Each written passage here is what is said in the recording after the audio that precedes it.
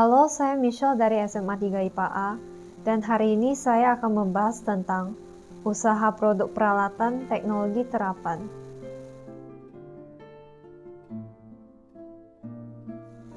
Jadi, apa itu teknologi terapan?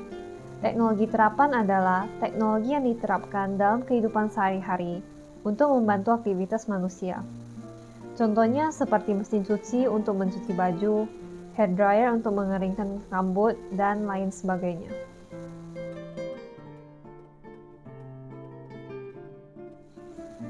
Semakin meningkatnya kebutuhan peralatan teknologi terapan menjadikan peluang besar bagi pengusaha untuk mengembangkan usaha teknologi. Salah satu contohnya adalah IoT atau Internet of Things. IoT adalah sebuah rancangan penerapan teknologi informasi dan komunikasi yang bertujuan memperluas manfaat teknologi secara terus-menerus, seperti monitoring proses dan pemantauan karyawan dan lain sebagainya.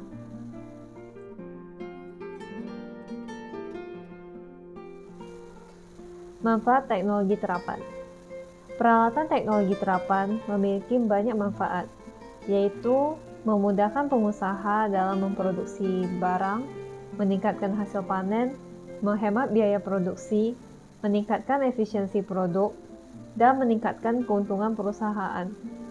Dengan menggunakan mesin untuk menggantikan karyawan, maka akan menghemat pengeluaran, karena hanya memerlukan sedikit karyawan untuk mengoperasi mesin, sehingga gaji yang diperlukan untuk membiayai karyawan menjadi sedikit. Pekerjaan yang dilakukan mesin juga lebih cepat daripada manusia dan juga lebih akurat. Mesin juga dapat digunakan dalam jangka waktu yang lebih lama, sehingga lebih efisien.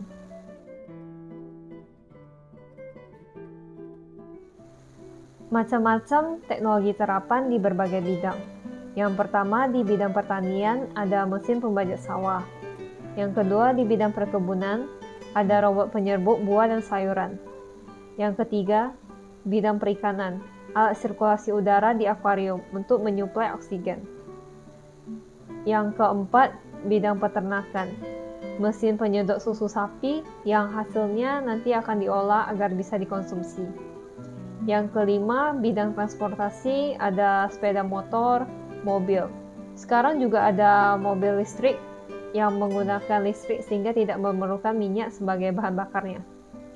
Dan yang terakhir, bidang peralatan rumah tangga, seperti yang tadi dibilang, ada mesin cuci untuk mencuci baju, dan hair dryer untuk mengeringkan rambut, dan lain sebagainya.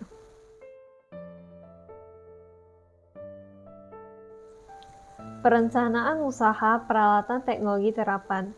Ada dua hal penting dalam perencanaan usaha peralatan teknologi terapan. Yang pertama adalah ide dan peluang usaha peralatan teknologi terapan.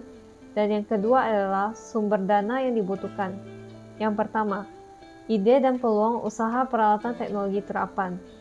Harus mempertimbangkan potensi yang ada di lingkungan sekitar untuk menemukan peluang dan menganalisis keadaan sekitar.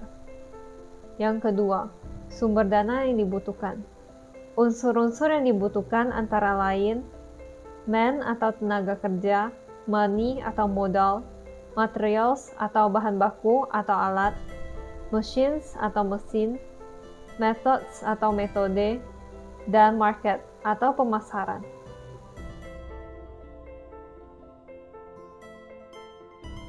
Membuat usaha peralatan teknologi terapan.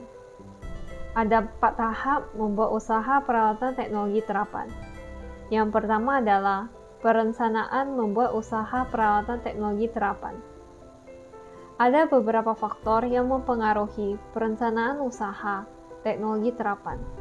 Antara lain, bidang usaha yang dibutuhkan oleh masyarakat sekitar, kompetensi yang dimiliki oleh pelaku usaha, dan modal usaha yang dimiliki. Yang kedua adalah alat dan bahan. Setelah merencanakan teknologi terapan yang ingin dibuat, selanjutnya adalah menentukan alat dan bahan untuk membuat teknologi terapan tersebut. Yang ketiga adalah proses pembuatan.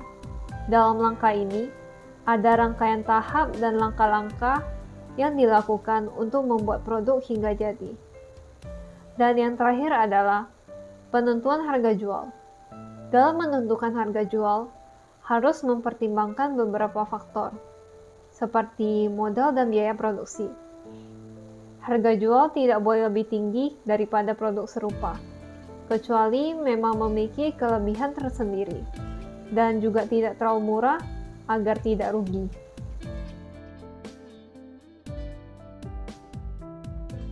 Media promosi usaha peralatan teknologi terapan. Fungsi promosi ada 4, yaitu informing atau memberitahu kepada khalayak ramai tentang produk Anda. Yang kedua adalah persuading atau memujuk orang lain untuk membeli produk Anda.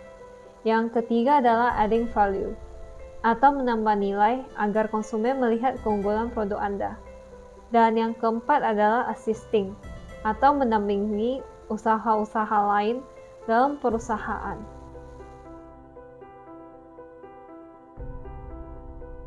Promosi dibagi menjadi 2, antara lain promosi secara langsung dan promosi secara tidak langsung. Promosi secara langsung dapat dilakukan dengan mempromosikan barang langsung kepada pembeli melalui acara atau mengadakan pameran. Promosi secara tidak langsung dapat dilakukan dengan mempromosikan produk Anda melalui media sosial, seperti Facebook, Instagram, atau lainnya, atau melalui media cetak seperti koran dan majalah.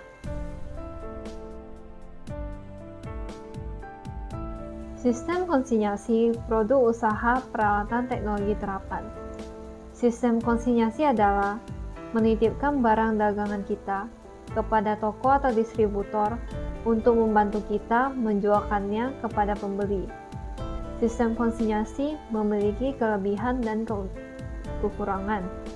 Kelebihannya adalah memperluas area pemasaran, menghemat biaya produksi, menghemat biaya pelayanan, lebih fokus terhadap produk, resiko lebih kecil, modal kecil tapi keuntungan besar, display produk banyak.